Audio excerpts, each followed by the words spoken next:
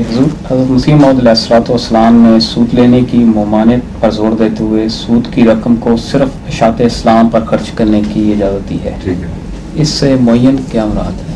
इशात इशात इस्लाम से मुराद इशात इस्लाम ही है और तो कुछ नहीं। कुछ और भी हो सकता है। लफ्ज़ इशात इस्लामी का लफ्ज़ इस्तेमाल हुआ है। आपका इशात से ताल्लुक है? इशात इस्लाम से मुराद इशात इस्लाम के सिवा भी कुछ हो सकता है? इशात इस्लाम ये सवाल क्या है? सवाल तो बातें करें। हुजूर, अगर इस्तिलाह इशात इस्लाम को महदूद तौर पे समझा जाना चाहिए या कि ब्रॉडर डेफिनेशन करते हुए इसमें रफ़ाए आमा और इमदादी प्रोग्राम वगैरह? बिल्कुल जायज़ नहीं है। इमदादी प्रोग्राम तो अलग नौइयत की अलग हेडिंग के नीचे हैं। इशात इस्लाम में तबलीग व इशात मसलन ये भी इशात इस्लाम वाली बात है। NTA लिटरेचर का सारा इंतज़ाम जो दुनिया में हो रहा है वो आपके स्पोर्ट है, वो इशात इस्लाम है।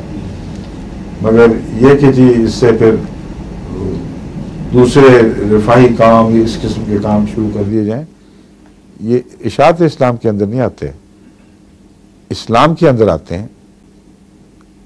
हज़रत मसीह अलैहिस्सलाम ने इस्लाम तो नहीं फरमाया, आपने इशात इस्लाम फरमाया है।